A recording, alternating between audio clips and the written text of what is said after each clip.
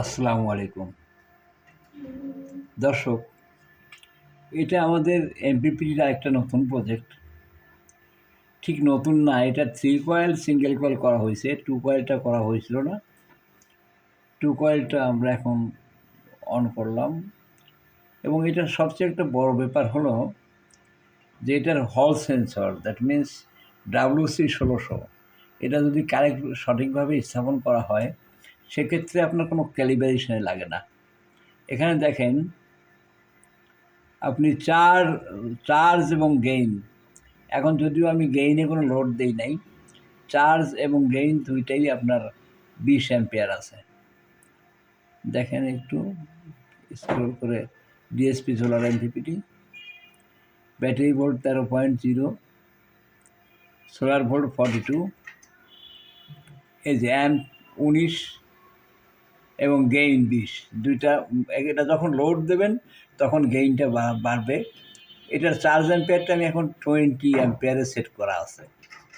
তো এটা চিত্রটা ঠিক এমন, এটা দুইটা ইন্ডাক্টর দিয়ে করা, ডিএসপি বেসড। আমি যদিও এসটিএম নিয়ে দীর্ঘদিন কাজ করি, এসটিএম আরও নিচের ভোল্টেজ, ভিভি ভোল্টেজ অনেক কম থাকলেও সেটা সুইচিং করে, এটা ঠিক আছে। কিন্তু অ্যালগোরিদম, সোলার অ্যালগোরিদম আছে, সোলার চার্জিংয়ের এমপিপিটির ক্ষেত্রে অনেকগুলো অ্যালগোরিদম কাজ করে। বিভিন্ন মডেলে বিভিন্ন রকম অ্যালগোরিদম আছে।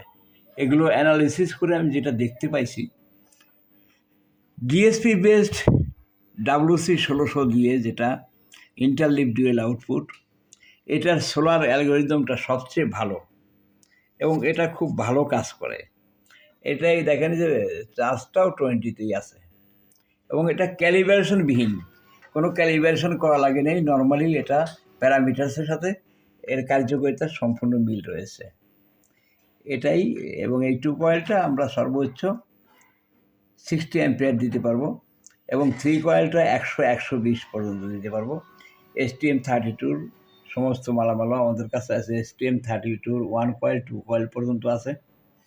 আর STM বোর্ড যেটা সিঙ্ক্রোনাইজিং, সেটাও আমাদের কাছে আছে এবং এটা সঠিকভাবে চলমান আছে। STM-এ কিছু দোষ ত্রুটি ধরা পড়ছিল, সেগুলো এখন সংশোধন করা হয়েছে।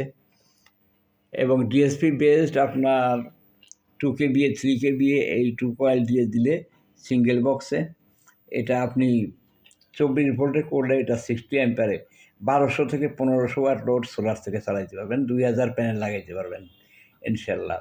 যদিও এটা আমি একটু লো হিট সিং দিয়ে করছি অন টেস্ট, এটা হাই হিট সিং দিয়ে করা হবে। এবং ফ্যান টেম্পারেচার সব কিছু অ্যাডজাস্ট আছে এখানে এবং ডিসপ্লেতে টেম্পারেচার একই আছে। এটাও আমরা মেজার করি, টেম্পারেচার মিটার আলাদাভাবে সেট করে। ফ্যান এখানে সেটিংস আছে, ওটা 42 হলেই ফ্যান চালু হয়ে যায় ইনশাল্লাহ। এটাই সংক্ষিপ্ত অবগতির জন্য সবাইকে জানানো হলো। সুলভ মূল্যে যে কোনো ধরনের এমপিপিটি সর্বোচ্চ প্রযুক্তির আমাদের কাছ থেকে সংগ্রহ করতে পারবেন এবং সীমাবদ্ধ দামে। কোনো অতিরিক্ত ব্যবসা বা অতিরিক্ত বাণিজ্যিক ইচ্ছা আমাদের নেই, এই আর কি। এগুলো আসলে বাণিজ্যিক ডিজাইন করতে দীর্ঘ একটা সময় পার হয়ে যায়।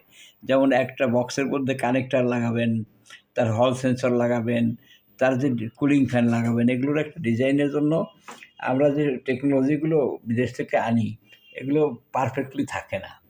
তো যে কারণে এটা একটা দীর্ঘ সময় লেগে যায়। তাছাড়া বিভিন্ন এডিসি ভোল্টেজগুলো কারেকশন করতে হয়, কারেকশন করে দ্রুত চার্জ ওঠার ক্ষেত্রে এটা কিছু নিয়মকানুন বা কিছু কাজ করতে হয়। এগুলো করে আমরা এখন আল্লাহর রহমতে 100 ভাগ সাকসেসফুল। আসসালামু আলাইকুম।